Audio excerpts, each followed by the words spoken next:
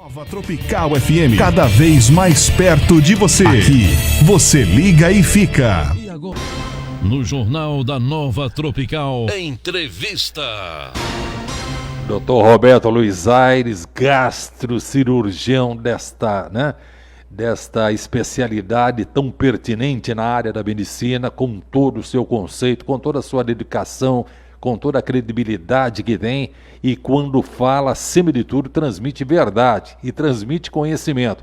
Por isso que a gente, sempre que pode e que a agenda permite, a gente desenvolve as entrevistas aqui com o Dr. Roberto, abordando assuntos importantes da área da medicina, os avanços, entre outras coisas, a capacitação dos profissionais. Hoje, particularmente, claro que nós temos mais alguns temas aqui, mas particularmente por conta até do episódio que está ocorrendo aqui em Votorantim. É evidente que o Dr. Roberto não vai estar criando nenhuma opinião a respeito do que está ocorrendo aqui, mas uma preocupação nossa, se tem vereador preocupado em correr atrás da denúncia, se tem funcionário que de repente falhou ali na falta do controle, se a secretaria de repente já estava lá separando medicamento para ser descartado, como é o que parece que realmente tem ocorrido. Essa é uma outra questão.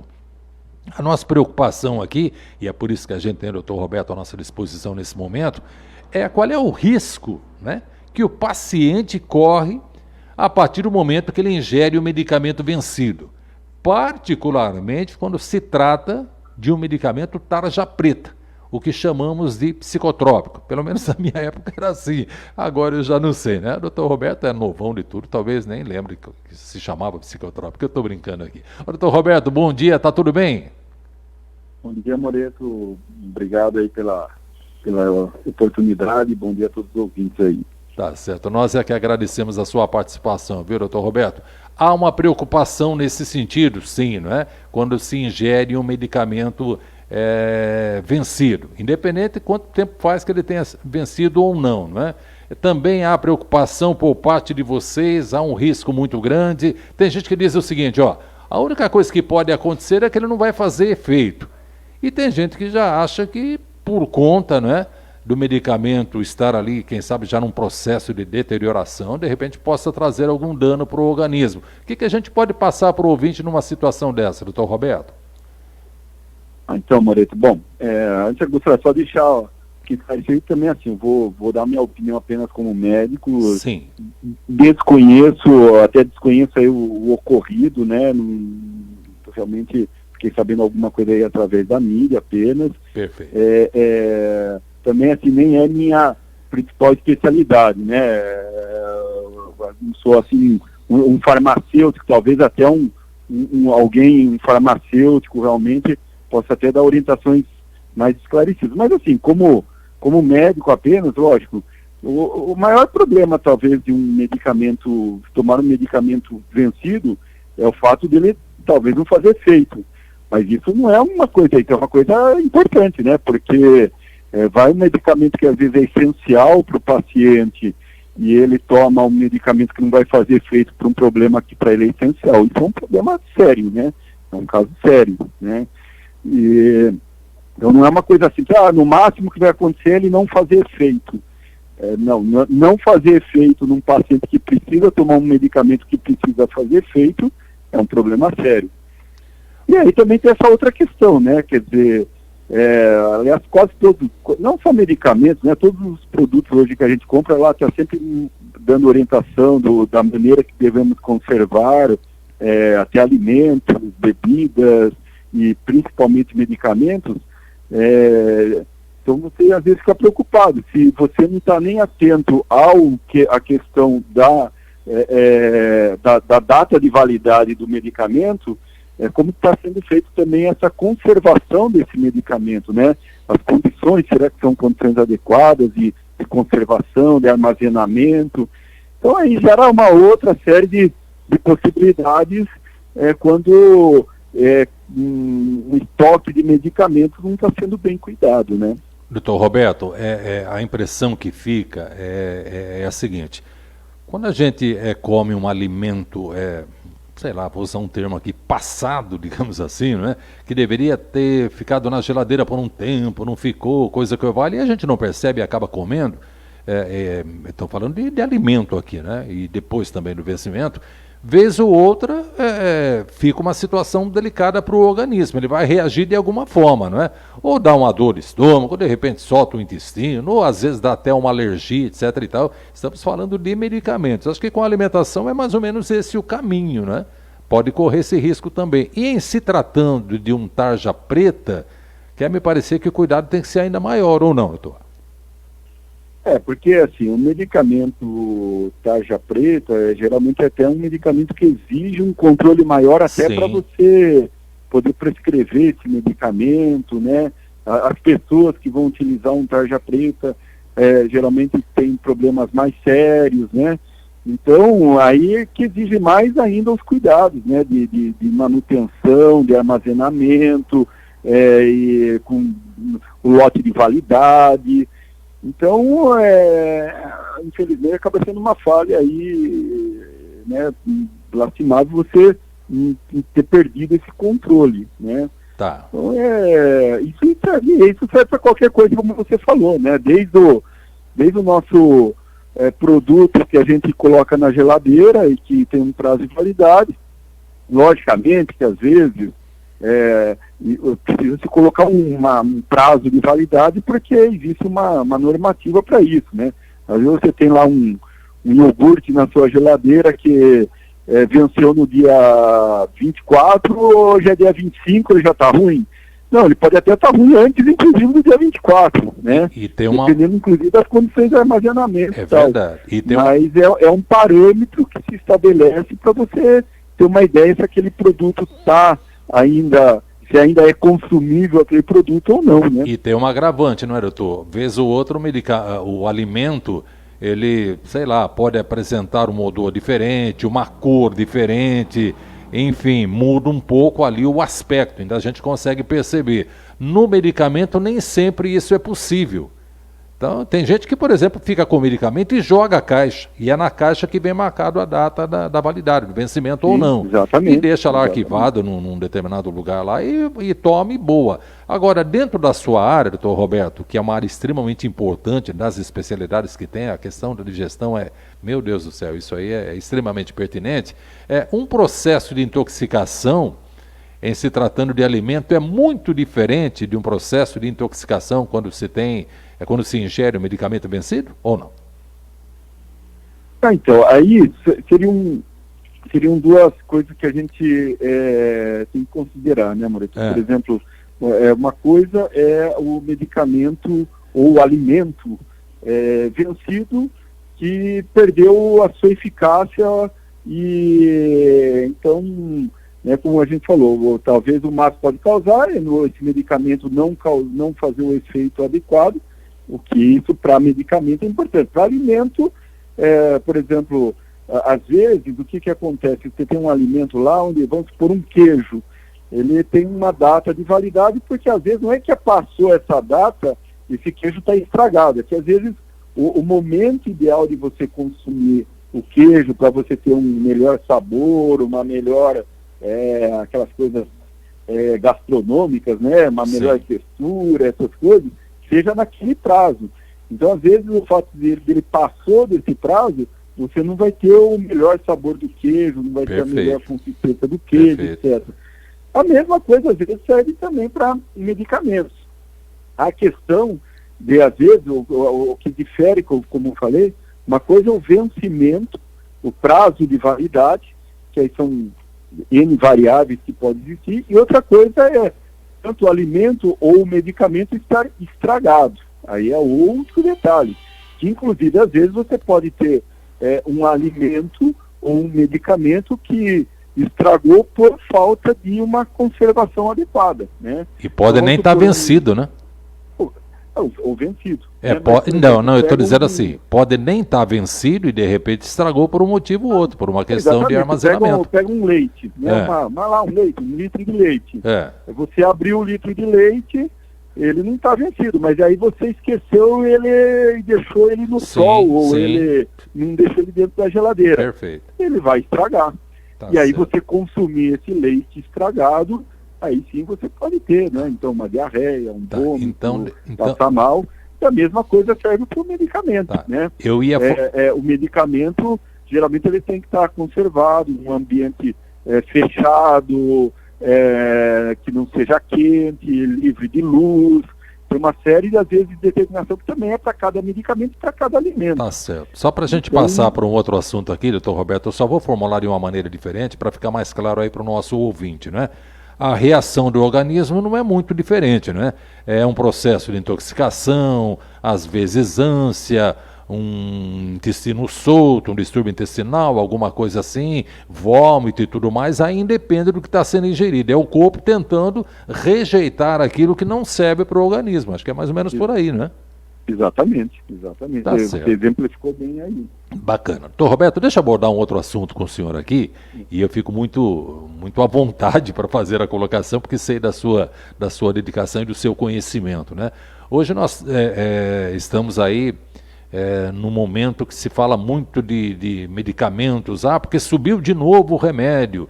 O remédio está caro, meu Deus do céu. Aí o médico fala, esse remédio você não pode parar de tomar. Meu pai do céu, é uma correria atrás de amostra grátis, que é outro risco também, às vezes, porque é por uma questão de vencimento também, né? Às vezes o próprio médico se distrai um pouquinho, guarda lá as suas amostras e vai dando para o paciente e nem percebe a questão do vencimento. É muito controle aí, é uma coisa muito delicada, né? Isso pode acontecer, não estou falando que é comum, mas pode acontecer. Mas enfim, e aí a gente cai naquela situação de medicamentos similares, de medicamentos genéricos, tá? E de medicamentos que podemos chamar de éticos ou de referência, o que for melhor aí o termo, acho que independe aqui. Vamos lembrar que é uma lei que surgiu lá com José Serra, enquanto ministro da Saúde, lá em 99, se eu não estou enganado, então lá se vão mais de 20 anos, e quer me parecer, doutor Roberto, que caiu no gosto da população, na preferência realmente do povo brasileiro. Aí eu lhe pergunto, é muito mais em função do preço ou é em função da eficácia? Então, Maria, essa é uma boa questão até, porque realmente, mesmo após muito tempo, ainda existe uma grande confusão e a população não sabe muito diferenciar o que é um medicamento genérico, o que é um medicamento original de referência, ou o que são similares, né? Isso é importante até esclarecer, porque existe realmente essa legislação, que é uma coisa da legislação no país, controlada pela Anvisa, né? Então, basicamente, o que significa? O medicamento original ou de referência que se fala é aquele medicamento que foi pesquisado e foi produzido em geral por uma farmacêutica, uma indústria, que foi quem pesquisou e quem desenvolveu o medicamento. Então, o laboratório que desenvolveu, que pesquisou e que desenvolveu o medicamento, produz o medicamento original. Aí, nessa época que você lembrou aí, do então ministro lá, José Serra, foi estabelecido aí os medicamentos genéricos, que é o nome do princípio ativo, né, do medicamento original, e que teoricamente não, na prática, o medicamento genérico é aquele laboratório que entra com um pedido na Anvisa e segue aí os protocolos. Mais uma vez, não sou especialista nisso, mas a gente sabe que é mais ou menos assim. Ele segue um protocolo para receber a aprovação e se tornar um medicamento genérico. E ele só é comercializado a partir do momento que recebe essa autorização, não tem outro jeito, sim. né? Então, o medicamento genérico é aquele medicamento que a pessoa vai na farmácia e fala, eu quero um genérico, que é aquele que tem um G, uma tarja amarela, até com um G de genérico na caixa. Doutor Roberto, então, teoricamente, esse medicamento ele tem o que a gente chama de bioequivalência. Ele é muito próximo ao medicamento original. Eu entendi. Só uma outra colocação que eu quero lhe fazer, doutor Roberto. Necessariamente, esse medicamento que a gente está rotulando aqui como sendo genérico, na caixinha vai estar ali o nome do princípio ativo, do sal mais importante, é isso. Então vamos supor, eu estou com um problema térmico, febre, aquela coisa toda, então eu vou comprar o genérico. Nesse genérico necessariamente vai estar escrito dipirona Ou de repente pode, para o medicamento genérico, ter um outro nome comercial, por exemplo? Não, esse medicamento tem que estar escrito dipirona e com a tarja amarela com aquele G grande de genérico na frente. Então, esse é um medicamento genérico da dipirona regulamentado pela Anvisa. Tá, mas aí, doutor Roberto, aí vem uma outra dúvida. Então, de repente, o médico prescreve lá dipirona, correto? Uhum. E ele, por um motivo ou outro, não sei nem se ele tem essa necessidade de fazer, né, se é obrigado a fazer ou não, mas ele não especifica o laboratório, porque mesmo sendo genérico, existem inúmeros laboratórios que fabricam medicamentos genéricos. Não quero estar errado no que eu estou falando aqui. Então aí fica à disposição do farmacêutico, do prático da farmácia ali. Ele pode escolher laboratório A, B ou C. Aí eu digo, se o laboratório A oferece alguma coisa a mais para essa farmácia, ou até mesmo para o balconista, uma caneta bonita, de repente um uísque, alguma coisa assim, ele certamente vai vender aquela dipirona do laboratório que ele achar que é mais interessante para ele. E nem está levando em conta a eficácia do medicamento, porque tem laboratórios bons, médios e ruins. E todos eles fabricam a tal da dipirona. E toda a dipirona que está ali, autorizada pela vigilância sanitária, enfim, pela própria Anvisa e tudo mais. Também é um risco que alguém tinha que ter um processo de fiscalização maior. O senhor não vê assim? Então, aí, né, Moreto, a gente entra um pouco realmente aí nesse lado comercial aí, que também não... Complicado, né? Como funciona, e é lógico, mas como tudo, né, comercial, você tem produtos de primeira linha, produtos de segunda linha, produtos de terceira linha, né? Então, acho que também, às vezes, cabe à população, a pessoa que vai na farmácia, e geralmente ela já tem, às vezes ela até já conhece o laboratório, aquele laboratório que às vezes é mais conhecido, que é mais famoso, ou ela mesma já toma algum medicamento de algum laboratório que ela confia. Então, ela tem essa oportunidade de ela escolher o laboratório, né? Ou às vezes o próprio médico também, que for prescrever um genérico, ele às vezes pode orientar o paciente, olha, tem esse ou outro, aquele que é bem reconhecido, né? Assim, é como tudo, né? Você tem todo mundo sabe qual que é as marcas boas de geladeira, claro. A marca que é mais ou menos, a marca que é ruim de eletrodoméstico, né? Então a mesma coisa vale para qualquer produto. Perfeito. Né? O que a gente estranha... Mas, teoricamente, mais uma vez, né? Se o medicamento, seja da empresa A, B ou C, ele recebeu aquela tarja amarela de genérico da Anvisa, então foi porque, teoricamente, ele comprovou para a Anvisa que ele tem uma bioequivalência muito próxima do medicamento. Ou seja, ele está regularizado, é bem por aí. Então, Roberto, só para fechar... Acho que às vezes aí é interessante, né, para as pessoas quando forem pedir um medicamento genérico, exigir que seja aquele genérico que tem o G na frente. Perfeito, porque perfeito. Seja da empresa A, B ou C, tem que ter o G. Ele teoricamente, ele foi submetido a essa avaliação da Anvisa e recebeu essa tarja amarela de medicamento genérico. Então, Roberto, eu sei que a sua agenda está complicada aí, rapidinho, só para fecharmos aqui, duas últimas colocações aqui. A primeira delas é a seguinte: a diferença é exorbitante entre o medicamento que nós chamamos de referência, tá, em relação ao genérico. Isso já deixa uma interrogação na cabeça de todos nós. Claro que a gente falou da dipirona é baratinho, tá? Mas vamos pegar aí uma ampicilina da vida, antibióticos, remédios mais complexos. Meu Deus do céu, às vezes a diferença é de mais de 100% para se ter uma ideia. Então, esse é um ponto. E aí um outro ponto que eu queria tratar com o senhor rapidinho aqui, doutor Roberto, não abusando aí da sua agenda, no que diz respeito à Covid. Tá? Que é o momento que nós estamos vivendo, pandemia e tudo mais, já se fala de uma terceira onda, os números já estão nos assustando de novo, deu uma caída, quer me parecer que agora estão voltando. Se há negligência por parte das pessoas, aí uma outra questão para ser discutida num outro horário, mas eu queria dizer para o senhor o seguinte, enquanto gastro, né? Cirurgião gastro, enfim, com toda essa capacidade que o senhor tem, o que a gente pode passar para o nosso ouvinte aqui? Porque hoje assim, está com Covid, quais são os sintomas? Entre alguns outros sintomas, quer me parecer que dos aparelhos vitais aí, dos órgãos vitais, né, o pulmão é aquele que mais acaba sendo acometido. e que preocupa. Vem a falta de ar, vem a insuficiência, como a gente já citou várias vezes aqui, e tá. E aí a pessoa fica com aquela preocupação, mas como é que está a saturação, aquela coisa toda. E no que diz respeito a outros órgãos importantes do aparelho digestivo, o que a Covid pode proporcionar para esses aparelhos? O que está mais comum nos dias de hoje, doutor Roberto? Boa questão, Moreto. Então, eu acho que, bom, eu diria assim, primeiro de tudo é sempre lembrar aí que a pandemia ainda está aí, né? A pandemia ainda está muito grave no Brasil. Nesse atual momento, nós estamos mais grave do que há um ano atrás, né, quando estava todo mundo muito mais preocupado, com problema e tal, mas a gente estava, há um ano atrás, a gente estava numa situação melhor do que o momento atual. É verdade. Acho que o que aconteceu na realidade é que a gente chegou num momento extremamente crítico, aí a questão de um mês atrás, foi quase absurdamente crítica, e houve uma pequena melhora daquela situação crítica de um mês atrás.